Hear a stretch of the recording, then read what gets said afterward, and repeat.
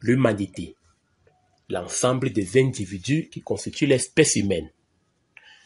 Bienvenue dans cette capsule où tu apprends que les peuples de la Terre, et tu le sais déjà, sont très diversifiés de par leur apparence, de par les milieux géographiques qu'ils occupent, de par leurs caractéristiques culturelles. Comme tu peux le voir, je schématise rapidement deux êtres humains. Tout à l'heure, je schématisais un homme. Et là, je schématise rapidement une femme. Tu peux déjà remarquer les traits morphologiques différents entre l'homme et la femme. C'est ainsi que, quels que soient les sexes, quels que soient les peuples, les hommes et les femmes et même les enfants présentent les mêmes caractéristiques de l'espèce humaine. Et si je m'en tiens seulement aux traits morphologiques, on distingue globalement une tête, un tronc, auxquels sont attachés les 4 membres. À présent, nous allons voir d'autres caractéristiques générales liées à l'espèce humaine. Scientifiquement, l'espèce humaine est nommée Homo sapiens. Et d'après les évolutionnistes, l'espèce Homo sapiens est née pour la première fois en Afrique, avant de migrer vers l'Europe pour subir des mutations et donner plus tard toutes les populations terrestres que nous connaissons.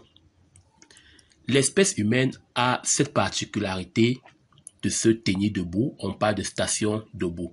Cela est dû à la disposition particulière de la colonne vertébrale qui fait de l'espèce humaine une espèce bipède, c'est-à-dire une espèce qui se déplace sur les 2 membres inférieurs. La taille moyenne qui peut être influencée par l'environnement varie de 1,40 m à 2 mètres.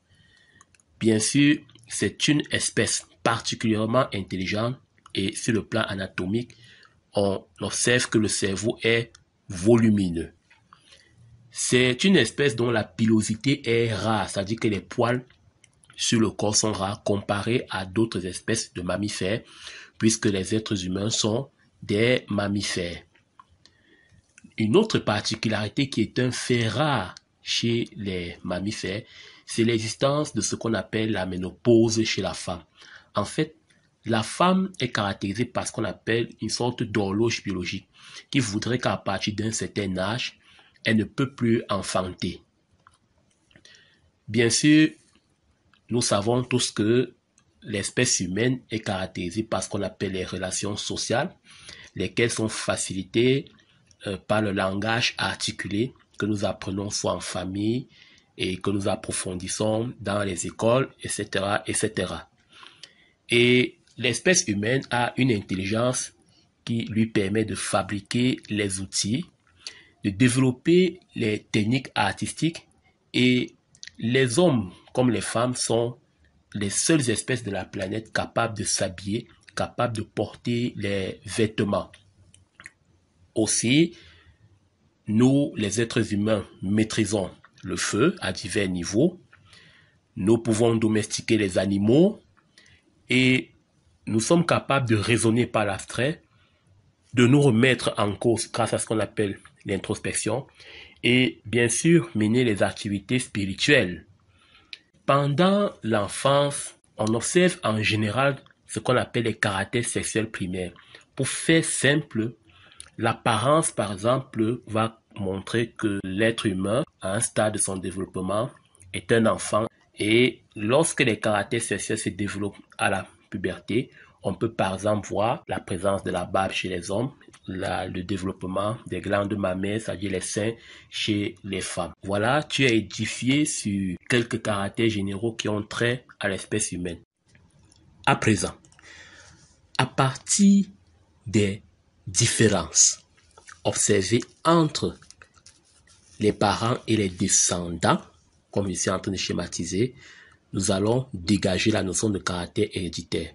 Je suppose ce monsieur, remarquez la coloration de ses yeux et la texture de ses cheveux. Je suppose que c'est monsieur X qui épouse madame X que je schématise. Remarquez aussi la texture de ses cheveux et la coloration de la pupille de ses yeux. On va supposer qu'ils ont 2 enfants. La fille que je schématise, je vais supposer que c'est 2 filles. Observez bien les textures des cheveux. Je suppose qu'elle a une sœur que je schématise aussi. Et vous allez remarquer aussi la texture des cheveux. Bien, voilà. Il sera question, à partir de ce document que je viens de dessiner, de dégager les traits de ressemblance qui existent entre les parents et leurs enfants. Vous observez attentivement, je vous donne quelques secondes. Vous allez voir qui a des traits de ressemblance avec le père ou avec la mère. Bien, tu as sûrement remarqué que la mère a la même couleur des yeux que l'une de ses filles. Le père a le même type de nez que l'une de ses filles, ainsi que le même type de cheveux. Et la mère a le même type de cheveux que l'une des filles.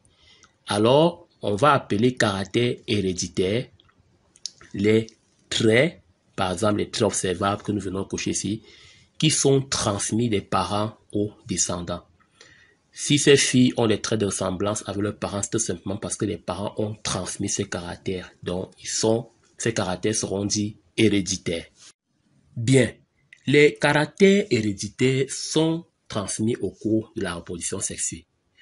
Et la reproduction sexuelle suppose la fécondation, c'est-à-dire la rencontre entre un spermatozoïde et un ovule. Cette fécondation va permettre d'obtenir une cellule œuf qui renferme donc tous ces caractères transmis par le père et la mère. Et l'œuf, en se développant, va donner un individu qui présente ces caractères, d'où les traits de ressemblance observés. Par contre, beaucoup de caractères sont non héréditaires. Si je prends l'exemple de la musculature, tu as par exemple sur cette animation un athlète qui s'entraîne régulièrement. Ainsi, la sculpture, la forme de ses muscles n'est pas transmise au cours de la reproduction sexuelle. Elle est plutôt déterminée par l'environnement qui s'est imposé, c'est-à-dire l'environnement externe, à savoir l'entraînement. Et on peut aller plus loin. Les caractères non héréditaires, comme cet exemple, se développent suite à l'apprentissage. Voilà. Tu comprends la notion de caractère héréditaire et la notion de caractère non héréditaire. J'aimerais que tu postes en commentaire des exemples de caractères héréditaires et des exemples de caractères non héréditaires. Merci d'avoir regardé cette capsule et à très bientôt.